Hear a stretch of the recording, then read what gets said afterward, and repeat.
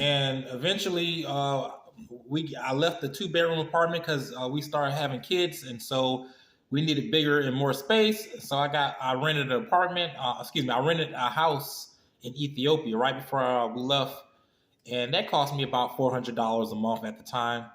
And then we came to the United States, where I told you guys earlier about my process of getting in our house. I don't know, or was that my previous video? Well, basically, my wife and I worked really hard.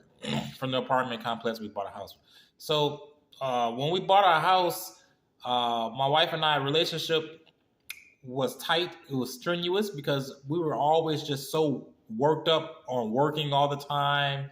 We never spent much time for our relationship, going out on dates and stuff, because we were just so busy just taking care of our kids and just trying to maintain the roof over our head. So one thing that I learned when I got to the United States is that the speed and the pressure of living in the United States can have a negative impact on your marriage. But luckily, in the name of Christ, my wife and I, we were able to stay in our marriage, and we got through our hard times because we actually had some family intervention. Some of my family members literally got involved and tried to amend the relationship between my wife and I. Because my wife and I were fighting very often over basic stuff, a lot of times it was the communication, because the communication between my wife was not good, because even though my wife had an education, and she was living in the city of Addis Ababa, the thing is, to my opinion, Ethiopians' communication is not the same as Americans. So where my wife is very subtle and reserved, where she holds things to herself, is kind of to my opinion, was the reason why we fought a lot, and also the lack of communication between us two. And so those kind of things, eventually, to give someone insight, if you're going to be married to an Ethiopian woman, you got to be careful that you understand that that your communication is not going to be always good. And that miscommunication can sometimes be innocent, and sometimes it can lead to more serious consequences. Sometimes my wife and I, we got into arguments over things that we didn't mean, simply because her English is not good, or her interpretation of English, what I said wasn't exactly what I meant, and vice versa. But luckily, we got past those hard times, and the situation became a lot easier on us over time. But in the process of going through it, we really had a difficult time, y'all. Now, what I would suggest to any guys out there who wants to bring an Ethiopian wife to the United States is, like I said earlier, make sure that you explain to her that it's not easy. Go ahead and teach her how to drive while she's still in Addis Ababa or Ethiopia. I got a lot of stuff to say, so I'm all confused where to go to next. So let me tell you guys about people's response to me and my wife when we go out in public.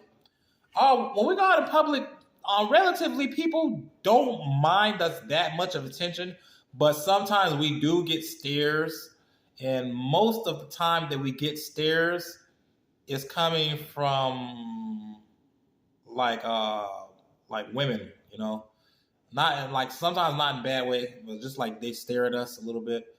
The guys, not so much, My wife and I, we don't really draw enough attention to us where we get a lot of attention when we go out in public together. So that's one thing. However, my wife, another thing is the food. My wife is really don't like American food a lot. That's one of the things we had a contention on. She never wants to eat out because she always thinks that everything is not healthy, and it's true, I guess, but I never thought of it. I have, but I never cared.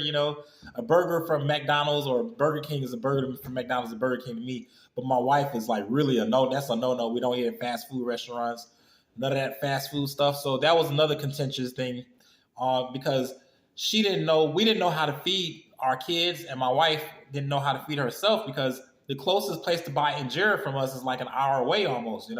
So it's nowhere for us to get injera. So we had to figure out a new diet plan that's based off of American food. And she got really sick, by the way. She was getting really sick when she first came to the United States because with all the food that she was eating. I had to take her to the emergency room a couple of times, like 3 or 4 times. And the doctors eventually told her, hey, you got to stop eating greasy food and you got to stop eating, I think, spicy food and stuff like that. And a lot of food with a lot of starch and fat and stuff. And my wife's like, oh, some of this food I know is not healthy, but it tastes so delicious. I said, yeah, I know. But some of it don't taste delicious. It's just that we don't have no other means to cook healthy food. But what we started doing was we started going to the farmer's market. And now we buy all of our food for 1 week at the farmer's market on the weekend. So we can cut down on, in farmer's market, they sell a lot of more fresh produce and stuff. And I didn't even know about the farmer's market. I knew a little bit about it, but now I shop at the farmer's market.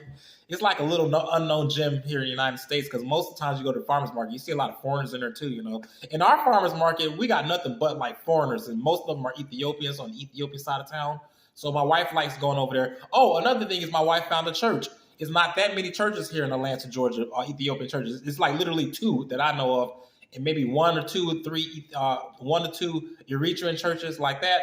So my wife goes to one of the biggest Ethiopian churches, and I've gone and taken her there a couple of times. I go in myself, and the people there are very nice. It's very large church, so not that many people pay attention to you directly because there's so many people. It's not drawing attention to me, so I like that. And my kids got baptized in it, and so one more. All right, guys. So to wrap it up, things I gotta say that's different is like the food. Make sure that your Ethiopian wife doesn't eat the American food because she would get sick. Make sure she learns how to drive before she gets here. Make sure she's tough and mentally and emotionally capable of dealing with Americans and the rude, blunt behavior of Americans.